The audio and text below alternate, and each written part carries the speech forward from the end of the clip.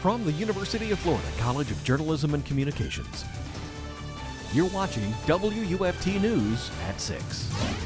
The fate of Pedro Bravo is in the hands of the jury. That's our top story tonight. Good evening. It's August 15th. I'm Molly Robinson. And I'm James Torres. Jurors heard closing arguments today and began deliberations at about 4:40 this afternoon. Bravo is accused of murdering University of Florida student Christian Aguilar in September of 2012 in retaliation for Aguilar dating his ex-girlfriend.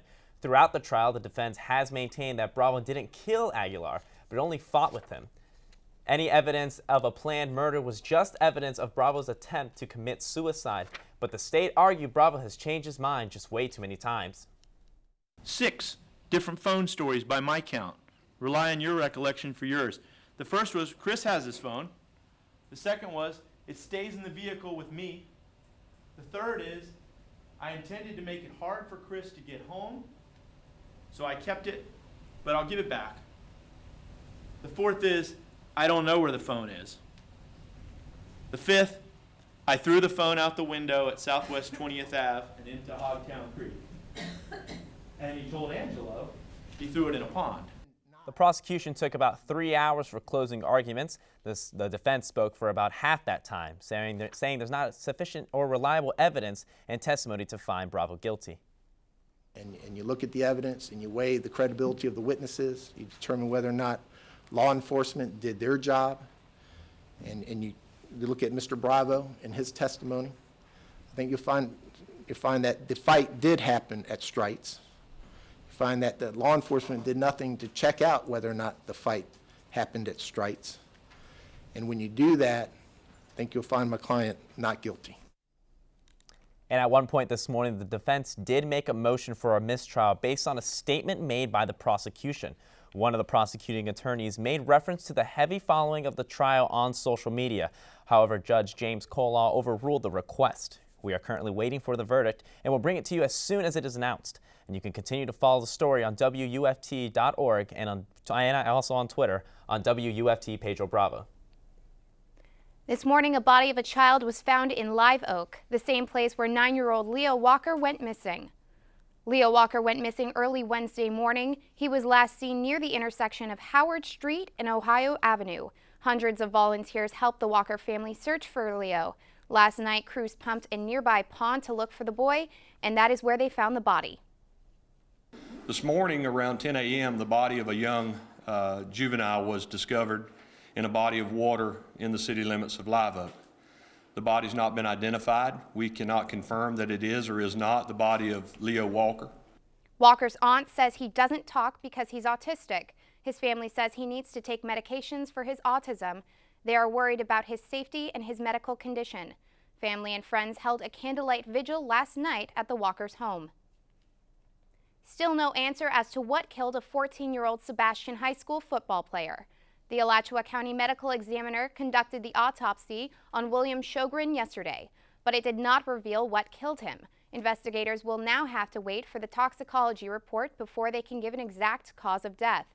Sjogren was at a preseason football camp at Camp Blanding when he started feeling ill. He was rushed to the hospital where he died.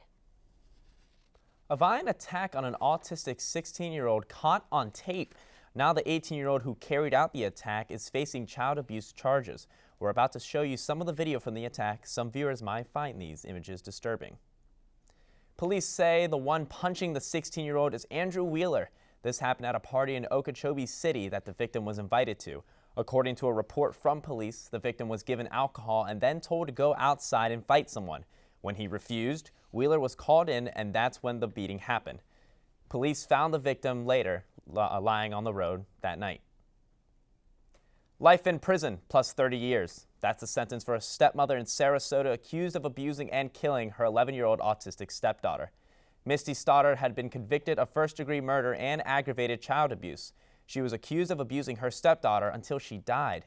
When she died, the girl had been tied to a wooden board and her mouth duct taped shut. The girl's father is also facing charges: aggravated manslaughter, tampering with evidence, and aggravated child abuse. His trial is scheduled to start on August 26th. Molly, there's been plenty of showers going on this afternoon. And it's just been cloudy and gloomy all day. UF forecaster Tony Sadiku is tracking the storms. Let's go to him now. Tony?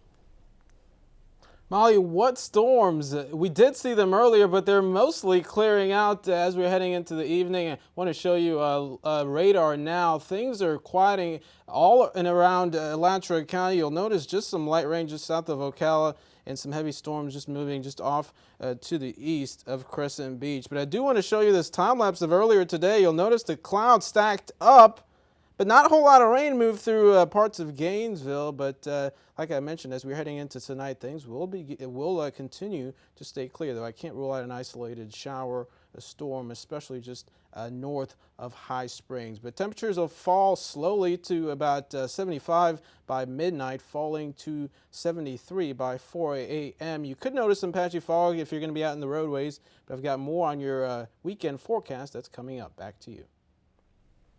Thanks, Tony. A group of curious Florida teens are in hot water after walking into the home of Miami Heat basketball player Ray Allen.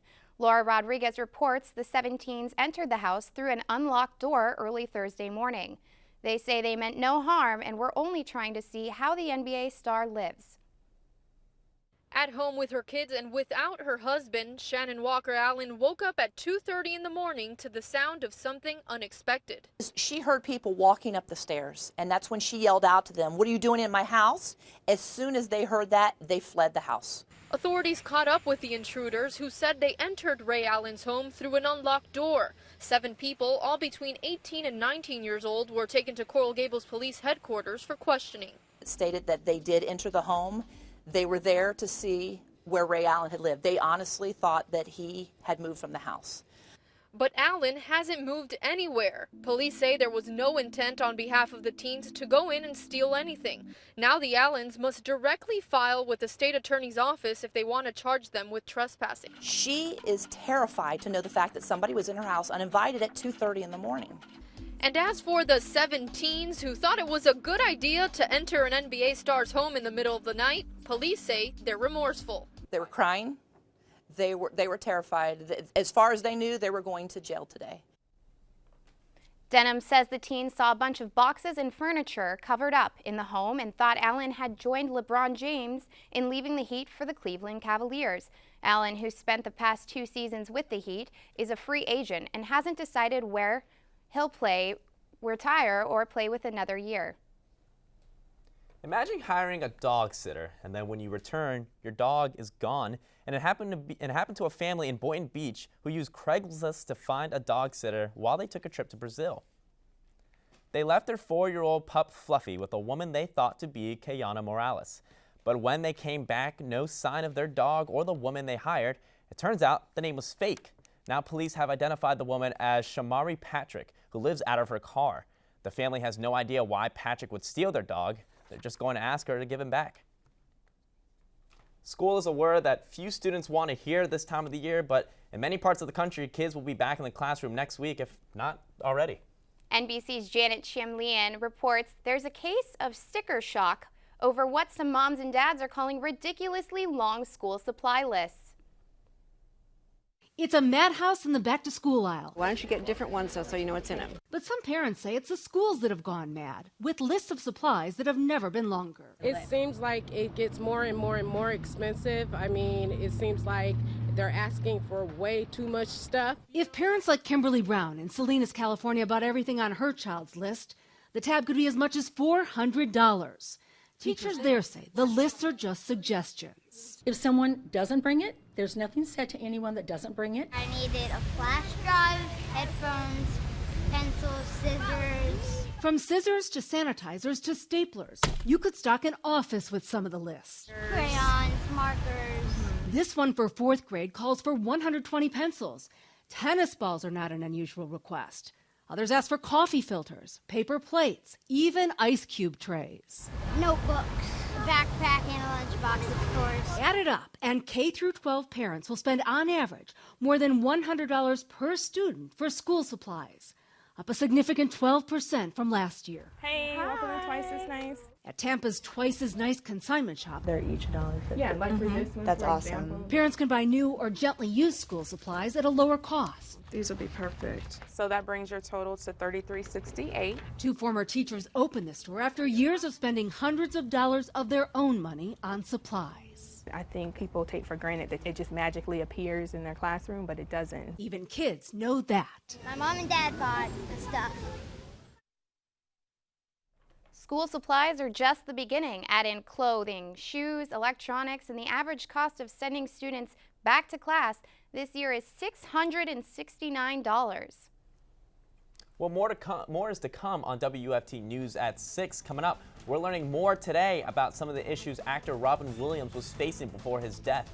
His wife is saying Williams was suffering from Parkinson's disease. We'll tell you more about the connection between Parkinson's and depression. Plus, authorities in Ferguson have revealed the name of the officer who shot 18-year-old Michael Brown. Police there are also saying they have video of Brown stealing. The latest from Missouri coming up.